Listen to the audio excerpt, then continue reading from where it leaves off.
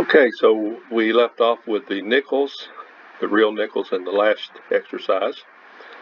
Now, moving on, what is the ratio of quarters to all coins?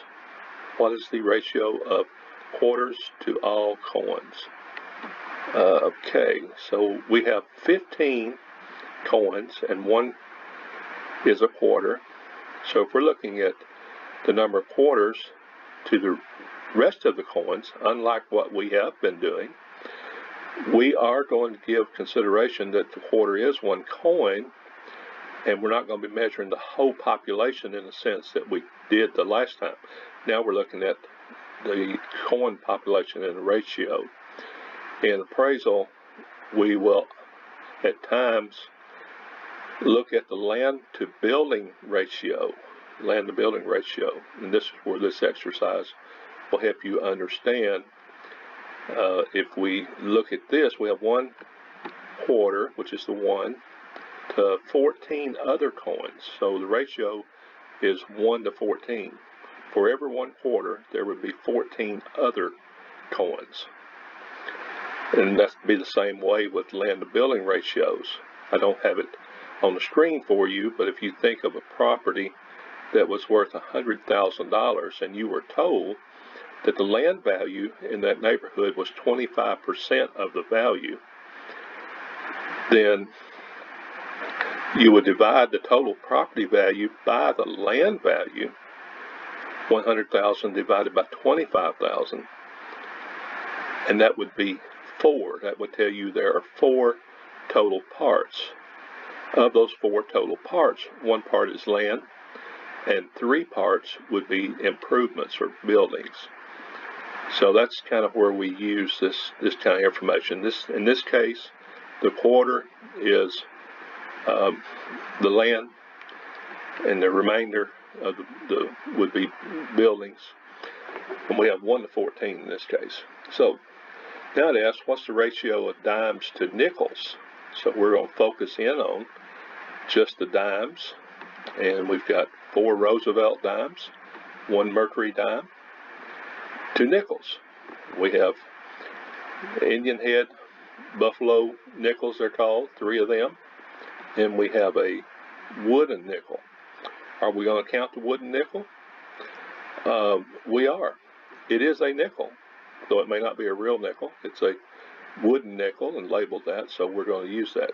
And the answer is the ratio of dimes to nickels. There's 5 dimes for 4 nickels. The total population is 9 in this, but the ratio would be 5 dimes to 4 nickels. If we were asked what the nickels to dime would be, it would be 4 to 5. So that's looking at ratio. What is the ratio of pennies to quarters using currency value? So here we're changing gears a little bit, and we are looking at the ratio of pennies to quarters using their value, monetary value. So a quarter we know is 25 cents, and each penny is 1 cent. Here we got 4 Lincoln, newer Lincoln pennies made in 2010. And those pennies that were made before 1959, just for a side note for you, were called wheatback pennies. That is, between the Indian head pennies and the cent pennies. So we got 1 wheatback penny, but they're all still pennies, 5 of them, and there's 1 quarter. So let's see what the answer would be. You've got A, 1 to 5, B, 5.1 to 1, or 5 to 1 to 1. C is 5 to 15. D, none are correct. What would you say that the ratio of pennies are to quarters in value? You made your choice? Well, let's see. I didn't put the answer there, did I? But let me back up, and we'll work this out. The answer of pennies to quarters in value is we would have 5 cents to 25 cents. But that's not down here anywhere. But can we reduce 5 to 25? We can. We can simplify that by dividing by 5. So if we divide 25 cents divided by 5 would be 5 cents. And if we divide 5 cents by 5 would be 1 cent. So the correct answer of pennies would be 1 to 5. That's be answer A. Okay, if you didn't understand that, go back and relook at it and think on it a little bit. We were reducing 5 to 25 by dividing both sides by 5, giving us a 1 to 5 ratio. All right, what is the ratio relationship of old coins made before 1959 to all other coins? Well, you can see the dates on these coins.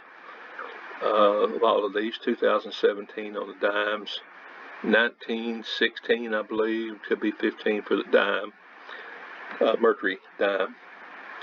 Pennies, 2010, we know the wheatback was made before 1959, so that's 1. The mercury dime would be 2. The buffalo nickels at 1926, and I can't remember the date, but it was prior to 1959 that these nickels were made.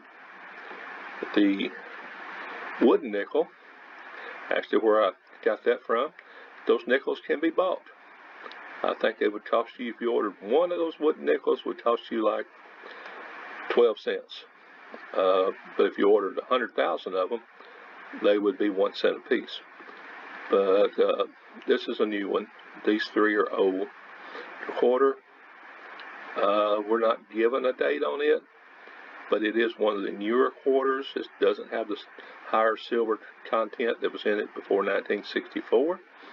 Just take it that it is a newer quarter. So we have 1 dime, 1 penny, and 3 nickels. That would be 5. So the ratio is 5 older coins, and there are 10 newer coins, or divided, misspelled, divided there. Divide each by 5, and the result is 1 to 2. So if you divide 5 by 5, it would be 1. 10 divided by 5 would be 2. So the relationship of the old coins to the new coins is 1 to 2. That would be our result. Okay. Moving on. And that's the end of this. In the next sections, we will probably get into more appraisal related information. Just wanted to give you these exercises to help you get a jump start on bringing your math skills out.